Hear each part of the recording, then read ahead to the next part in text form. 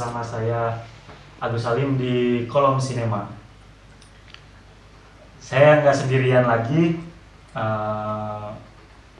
Sekarang saya ditemani lagi oleh Pak Yana atau Kang Yana atau Pak Cakung, bebas lah kawan-kawan boleh memanggilnya. Tapi kalau di kita biasanya Pak Cakung. Sekarang kita akan membahas film yang sebelumnya sudah saya review trailernya Pak, yaitu film Doctor Strange in the Multiverse of Madness. Nah sebelum itu saya mau tanya kabar Pak Cakung, sehat Pak Cakung?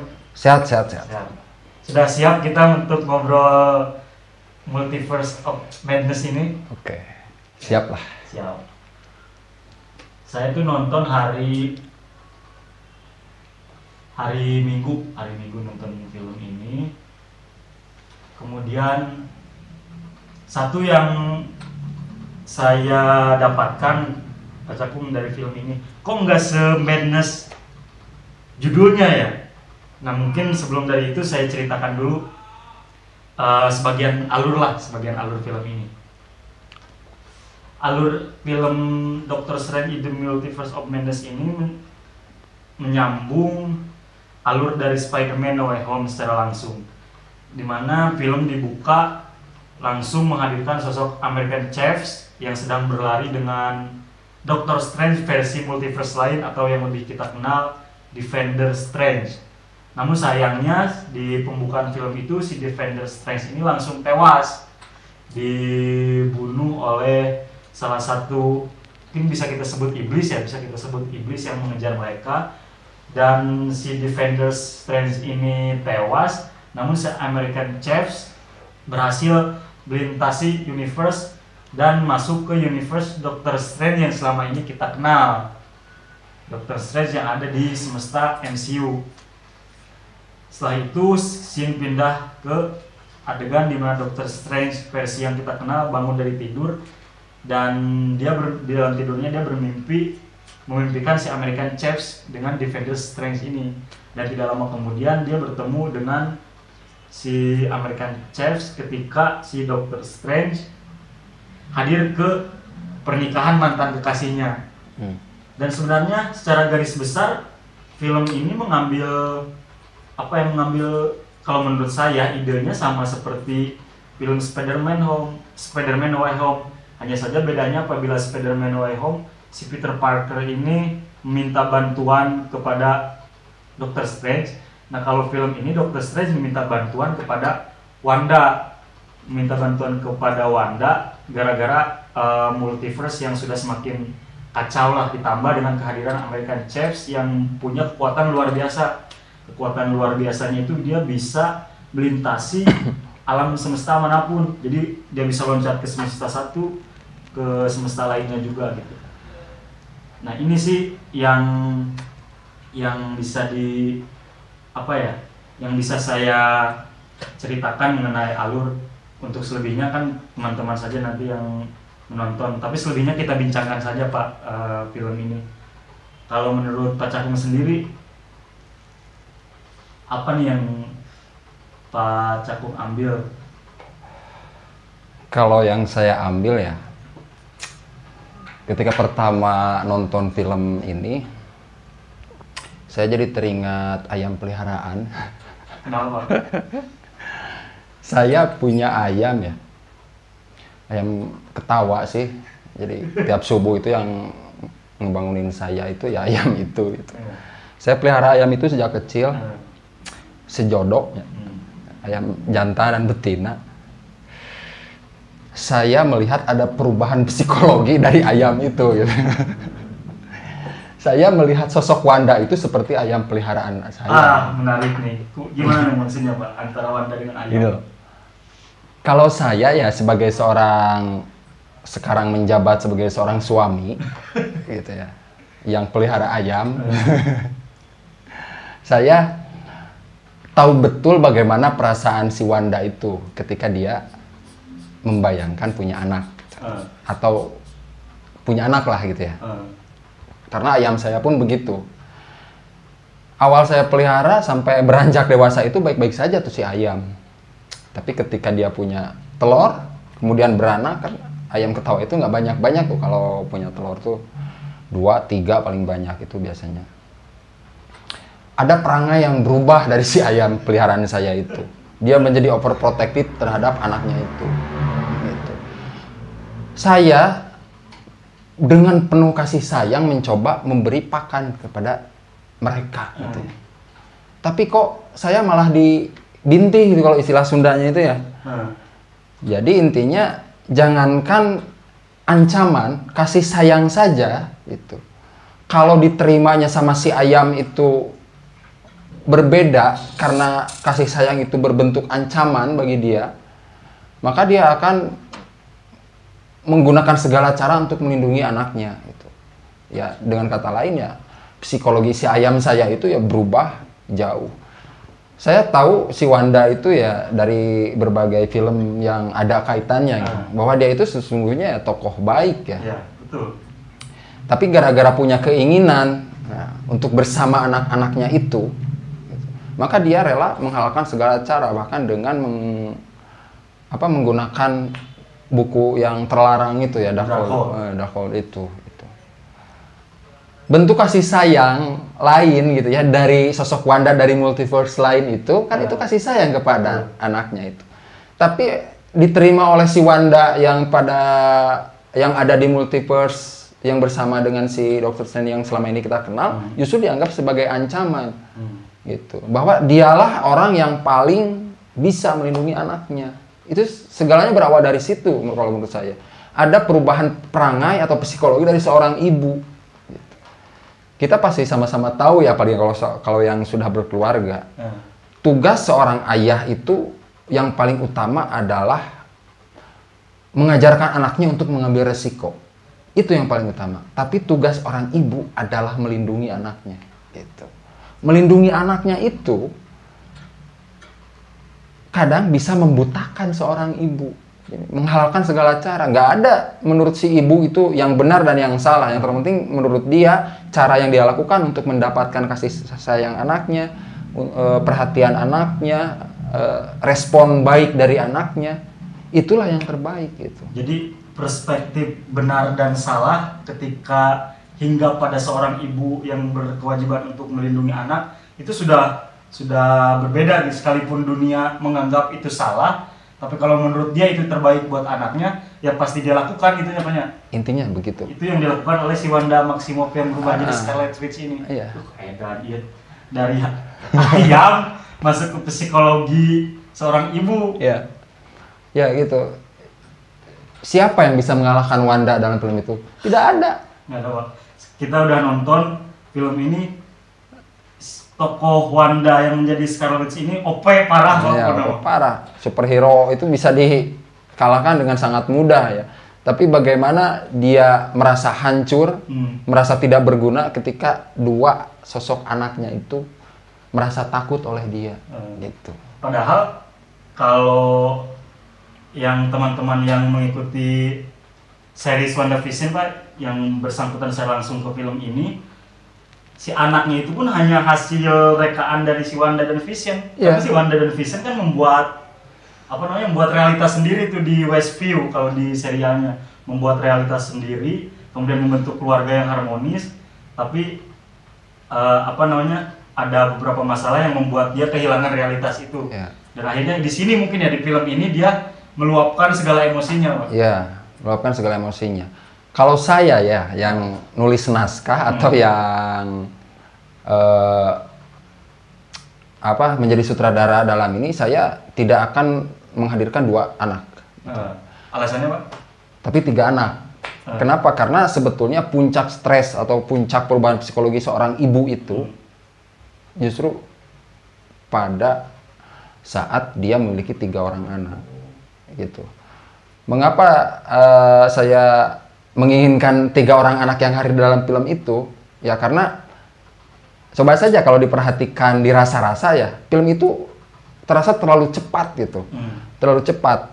Jadi bagaimana si Wanda menghancurkan semesta 1, kemudian berpindah ke semesta 2 gitu. Itu terlalu cepat, jadi sehingga stimulus atau rangsangan dia untuk semarah itu kurang.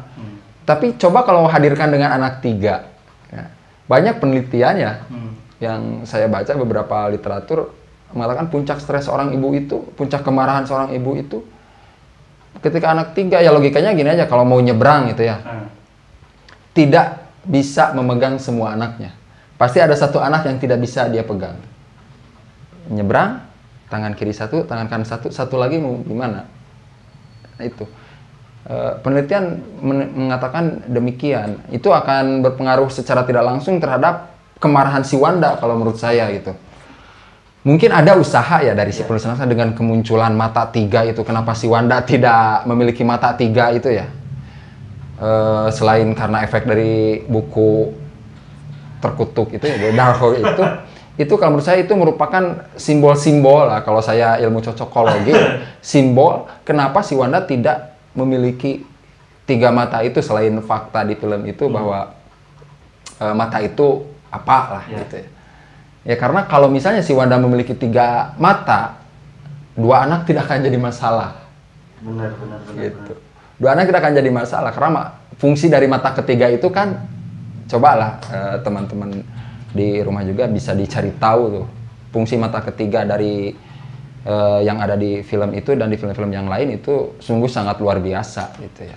Tuh guys, kawan-kawan pasukan Lebah Ganteng, kalau mau belajar tentang keluarga nih ke Payana, dari film saja bisa membahas keluarga, perspektif ibu, anak dan sebagainya. Ini Pak Cakung jagonya guys. Tapi kalau menurut naskahnya tuh kenapa si Wanda nggak punya third ace walaupun sudah membuka atau menggunakan Darkhold, itu gara-gara si pencetus third ace-nya sendiri Pak, itu si Agamotto. Nah karena siapapun yang berhasil menggunakan Darkhold kemudian mendapatkan third ace itu adalah sebuah karunia, katanya sebuah karunia dari si Agamotto. Karena orang-orang yang berhasil punya third ace itu adalah orang-orang yang memiliki niat baik. Yeah. Kalau di film ini kan si Wandanya mungkin punya niatnya, kalau menurut kita jadi kurang baik lah gitu untuk loncat semesta. Jadinya tidak dikaruniai si mata itu, Pak. Iya, memang seperti itu ya. Dari berbagai mitologi yang kita tahu juga ya bahwa kehadiran mata ketiga itu tidak hadir di orang-orang yang mempunyai sifat jahat. Selain itu juga ya memang itu tadi ya, tidak selamanya niat baik itu diterima baik gitu. Atau tidak selamanya niat baik itu disampaikan atau dilakukan dengan cara-cara yang baik. Sebetulnya si Wanda itu baik gitu ya, niatnya ingin meluapkan kasih sayang kepada anaknya gitu. Nggak mau kehilangan anaknya. Kita kesampingkan dulu lah masalah anak itu nyata atau tidak, apakah rekaan atau tidak. Tapi kasih sayang seorang ibu itu memang begitu gitu. Peduli satu dunia menganggap dia salah, tapi kalau menurut dia benar untuk anaknya, dia akan lakukan gitu. Tapi ini Pak, balik lagi ke filmnya. Ada satu yang mengganjal gitu kalau menurut saya, entah kalau menurut Pak Cakung. Kehadiran para anggota Illuminati nih Pak. Yeah. Ini si penggarap film, saya masih kurang paham kenapa anggota Illuminati yang harusnya jadi salah satu organisasi terkuat di seluruh alam semesta, ini hanya hadir, kemudian mendapatkan porsi kehadiran yang sedikit, dan begitu saja kalah oleh si Wanda ini Pak. Saya masih kurang paham. Sementara di situ kan ada si Captain America versi Monica Rambeau, kemudian Captain Carter yang datang dari semesta What If, kemudian ada Profesor X ya. Profesor X dari semesta X-Men. Kemudian ada Fantastic Four juga, tapi kalahnya nggak seberapa. Ini disayangkan banget gitu Pak. Ya. Nah itu tadi kalau lihat dari sisi apa ya namanya pembobotan konflik gitu ya. Memang si sutradara atau si penulis naskah ya, utamanya si sutradara sih dari sini ingin betul-betul memberikan bobot konfliknya itu pada si perempuan atau si anak yang memiliki kemampuan melintasi multiverse itu gitu.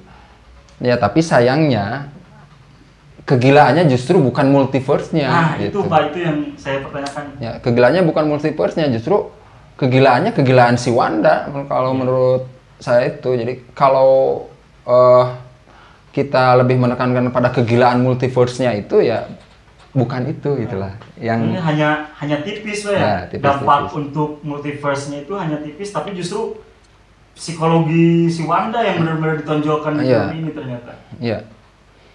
Ya, saya juga Benedict Cumberbatch itu kan salah satu aktor favorit saya ya. Dari berbagai film. Kemudian yang terakhir, bukan yang terakhir ya, mungkin yang paling baru itu Doctor Strange ini. Dia kehilangan apa namanya ciri khasnya kalau menurut saya.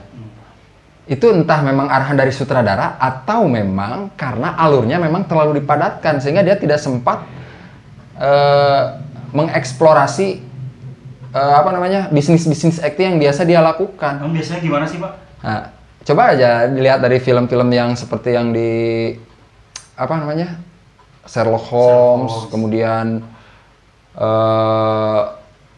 apa tuh yang perang itu, yang memecahkan kode musuh itu. Nah itu tetap ada. Jadi dia itu berpikir sambil dialog itu tampak sekali. Nah, kalau dalam film, kalau ketika si Benedict Cumberbatch ini memerankan Doctor Strange ini, justru itu tidak nampak gitu. Tidak nampak kemampuan dia dalam melakukan itu, karena itu salah satu kelebihan si Benedict kalau menurut saya. Karena ya film-film berpikir ya biasanya yang biasa dia mainkan itu, kalau sekarang lebih mengetengahkan ke action gitu kalau menurut saya. Action fiksi ya, fiksi ilmiah, meskipun itu ilmiah tapi tetap fiksinya lebih apa namanya lebih besar daripada ilmiahnya kalau menurut saya. Pure bisa dikatakan tuntutan peran mungkin Pak ya. Tuntutan peran. Ya coba saja. Kita belum sempat mengeksplorasi Doctor Strange atau Defender Strange itu, kita belum sempat mengeksplorasi bagaimana kemampuan dia berakting ketika menjadi si Defender Strange itu. Kemudian sudah pindah lagi ke Doctor Strange yang kita kenal. Kemudian pindah lagi ke Doctor Strange yang punya mata 3 itu ya. Ya balik lagi ke filmnya gitu Pak. Tadi kan apa namanya, sebenarnya kegilaannya itu bukan dampak untuk multiverse-nya Pak. Yeah. Justru bagi saya dampak sesungguhnya untuk multiverse itu nanti setelah film ini, saat di post credit muncul sosok Clea.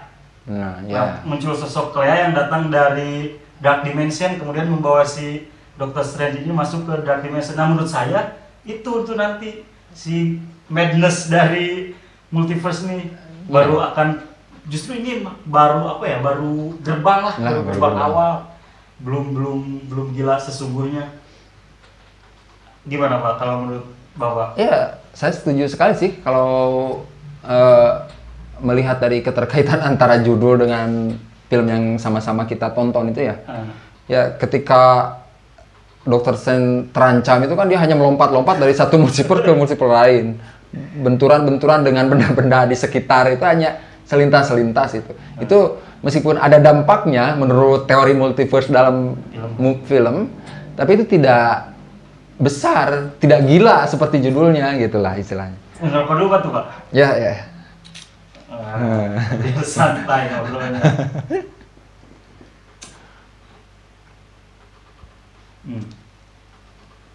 Tapi kemarin Pak setelah nonton sempat baca juga, ternyata di beberapa kebudayaan, khususnya di kebudayaan Indonesia, konsep pikiran yang melampaui multiverse ini ternyata memang ada Pak di kebudayaan kita. Contoh misalnya di kebudayaan Jawa, saya baca kemarin ada konsep itu yang namanya nyawiji, di mana si tuan tubuhnya bersatu dengan entah pikirannya di alam lain atau entah tubuhnya yang di alam lain. Nah itu ternyata di konsep kebudayaan Jawa ada juga istilah multiverse ini ya di nyawiji itu. Kemudian menurut penelitian sains juga ternyata ada, saat kita bermimpi sebenarnya tubuh kita dan kepala kita itu punya perangkat yang bisa membawa pikiran kita jauh ke masa depan atau justru melampaui masa lalu gitu Pak. Ada sebenarnya di perangkat pikiran kita tuh. Itu memang yang dimaksud fiksi ilmiah tuh yang itu mungkin Pak ya. Iya.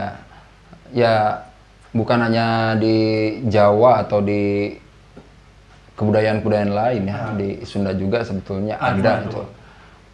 Yang konsep multiverse itu ya. Konsep multiverse di Sunda itu mohon maaf kalau salah ya. Nanti teman-teman boleh koreksi. Boleh koreksi, boleh komentar. Sangat boleh. Itu ada yang namanya yang papat kalima pancer itu ya. Gimana tuh Pak? Ya, papat kalima pancer ya hampir sama konsepnya dengan apa itu nyawiji tadi ya. Ya, jadi sebetulnya satu tubuh kita itu memiliki 4 atau 5 gitu ya. 5 pendamping lah. Pendamping itu ada di dimensi-dimensi yang berbeda. Itu ada dimensi-dimensi yang berbeda itu. Karena kalau menurut falsafah orang Sunda itu ya makhluk itu bisa hidup kalau memenuhi 5 unsur itu. 5 unsur. Di dalam tubuh manusia itu harus memenuhi 5 unsur. Tanah, air, api, kayu, dan udara gitu. Nah, kalau dikait-kaitkan, dicocokologikan dengan cocokologi ilmu multiverse itu, karena multiverse itu sebetulnya mewakili 3 itu. Jadi alam semesta itu kan, yang namanya semesta itu, multiverse itu ada di semesta. Jadi multiverse itu ada dalam lingkungan semesta gitu. Nah, jadi semesta itu bisa tetap utuh kalau 5 unsur itu ada. Ya, gitu. Sementara kalau salah satunya tidak ada, bakal hancur. Hancurnya itu mungkin konsep kiamat teh merenanya. Nah, itu. Nah, kalau di kita ayah juri gini aja, juri itu mungkin gitu ya. Menurut kakek saya itu adalah perwujudan dari salah satu papat kalima pancer itu gitu. Jadi yang serba tahu tentang diri kita, yang serba tahu tentang diri kita. Ini mohon maaf kalau salah ya. Boleh. Hampir nyambung juga Pak yang diungkapkan dialog di film ini kan ada bahwa mimpi itu adalah jembatan untuk kita melintasi alam lain gitu Pak. Nah, ya di film itu juga kan ada dialog tuh. Ketika kita hadir ke multiverse lain atau multiverse lain, kemudian di sana ada sosok kita yang lain. Sosok kita yang lain itu akan terdampak oleh pengetahuan kita yang datang ke sana gitu. Nah, jadi dia itu seolah-olah tahu tentang kita gitu. Nah, jadi mungkin itulah ya konsep yang kalau disama-samakan dengan kebudayaan-kebudayaan yang lain tentang multiverse itu gitu ya. Baik lagi ke film Pak. Ini faktanya ternyata si Dr. Strange yang selama ini kita tahu itu adalah satu-satunya Dr. Strange yang unik Pak. Kenapa disebut unik? Karena si Dr. Strange ini adalah satu-satunya sorcerer. Sorcerer itu orang yang mampu sihir dan sebagainya lah. Karena kan si Dr. Strange ini terkenal dukunnya Marvel gitu Pak. Yeah. Marvel. Dia itu sorcerer satu-satunya yang unik karena selama hidupnya sebelum menjadi sorcerer dan sudah menjadi sorcerer, dia satu-satunya yang tidak mengenal dogma hidup putih dan hitam. Maksud putih hitam itu baik dan buruk. Karena dia menjalankan hidupnya berdasarkan situasi gitu. Bisa saja Darkhold ini sebenarnya kita buruk, tapi ketika dia pakai untuk niat baik, akhirnya dia mendapatkan karunia si mata 3 itu. Berbeda dengan Dr. Strange lain yang ada di semesta lain yang hidupnya dogmatis antara baik dan buruk. Nah, maka dari itu semua Dr. Strange yang ada di universe lain tidak bisa mengendalikan ilmu Darkhold ini. Dia satu-satunya yang bisa ternyata. Makanya itu dia kalau di komiknya itu jadi salah satu anggota si itu tadi Pak, si Illuminati. Tapi kalau di sini kan belum, si Illuminati-nya keburu modar gitu bunuh si Wanda. Nah itu terus ya ada satu pertanyaan yang cukup mengganjal juga ya. Itu kan katanya kitab-kitab yang dihancurkan itu alkohol yang hancur itu, itu kan hanya salinannya saja tuh. itu sebetulnya isi mantra-mantranya terpahat di apa gunung itu ya, gunung yang bangunan itu. Kemudian si Wanda itu mengatakan ini bukan kuburan kan, tapi ini tahta. Nah, siapa yang membuat tahta itu gitu? Nah, siapa yang membuat tahta itu? Itu secara tidak langsung membuka lembaran baru nih, sangat lebar ya nanti, apalagi dengan kehadiran tadi di apa kredit. Nah itu, nah justru sama dengan Agus tadi bahwa sebetulnya ini hanya gerbangnya saja. Gitu. Berarti kegilaan multiverse-nya itu kalau ada lanjutan dari ini. Pasti, gitu. Itu apa namanya? Nggak mungkin kayaknya oleh pihak Marvel kalau film ini nggak dilanjutkan karena potensi semakin besarnya Marvel ini tergantung si Doctor Strange Pak kalau menurut saya sekarang, karena setelah fase 3 kemarin selesai, sekarang masuk fase 4 disusul oleh beberapa series yang mulai ya. Setelah kemarin Moon Knight selesai seriesnya, kemudian bulan depan ada Miss Marvel, itu kan jadi hero-hero baru. Nah bisa juga si American Chaos ini nanti jadi Young Avenger Pak, jadi anggota Avenger baru. Itu kan sangat membuka kemungkinan. Ya, kemudian itu yang di ending itu kan ya, yang ketika si Doctor Strange itu mendapatkan third eyes itu ya, mata ketiga itu kan salah satu fungsi mata ketiga itu selain untuk membuka tabir benar dan salah gitu, apa asli dan palsu, juga untuk melihat ke universe gitu yang dia inginkan gitu salah satunya. Nah, mungkin itu akan menjadi jembatan nih untuk membuka gerbang kegilaan universe itu gitu. Kalau si siapa American Chips itu ya, dia mampu melompat ke universe lain dengan enak gitu ya, dengan santai. Kalau si Doctor Strange itu dengan Third Eyes itu, kalau sama fungsinya Third Eye itu dengan yang saya tahu, si Doctor Strange itu bisa melihat kemanapun dia inginkan gitu. Misalnya dia melihat universe mana, sementara dia masih ada di universe mana gitu. Ya seperti kemarin dia mengendalikan tubuhnya yang ada di Earth 616 itu, Earth yang selama ini kita tahu, sementara dia kan menggerakkannya dari universe lain gitu.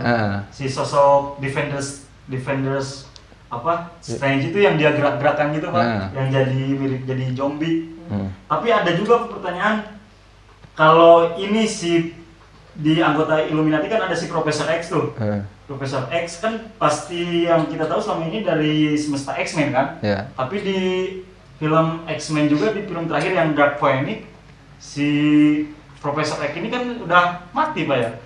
Udah mati itu di film itu. Berarti kalau mau diambil, entah film ini ngambil setting waktunya sebelum si Dark Phoenix, atau justru ada Profesor X yang lain lagi gitu. Dan ini membuka gerbang X-Men mulai masuk ke film Marvel MCU. Mungkin begitu ya, mungkin begitu, tapi untuk itu saya tidak bisa membayangkan bagaimana jelimetnya ini nanti cerita Marvels ini ya. Akan begitu jelimet ya.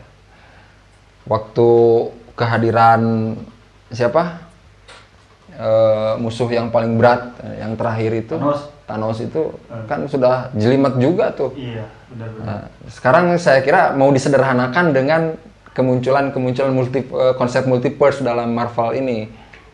Mau disederhanakan saya kira gitu awalnya. Tapi kalau misalnya alurnya jadi seperti itu, akan lebih ribet nantinya. Lebih jelimet, bukan ribet ya. Ribet itu menurut kita ya.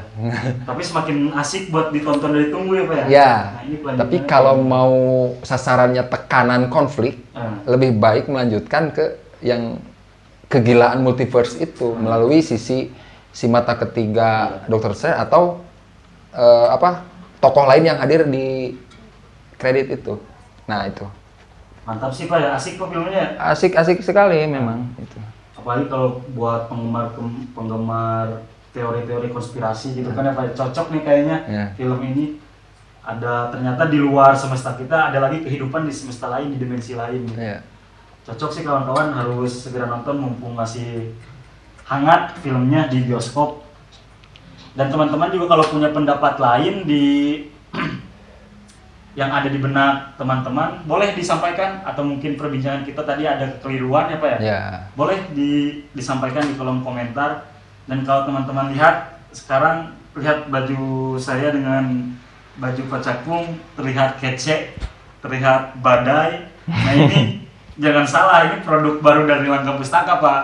Ya. Produk baru dari Langgam Pustaka yaitu LGM Merch. LGM Merch. Ini teman-teman kalau berminat dan mau memesan baju kece yang kayak kita pakai ini, segera kunjungi akun Instagram LGM Merch, kemudian hubungi kontak yang tersedia dan langsung pesan. Mumpung baru launching 1 hari yang lalu Pak.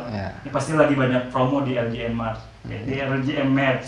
Tuh, keren kan kawan-kawan. Jadi kalau mau kece tidak usah jauh-jauh ke multiverse lain. Nggak usah Pak. Kalau mau kece nggak usah pergi ke multiverse lain, cukup kunjungi LGM Merch, kemudian hubungi nomor kontaknya dan segera pesan. Itu sudah membuat kawan-kawan kece dan terlihat kece di seluruh universe.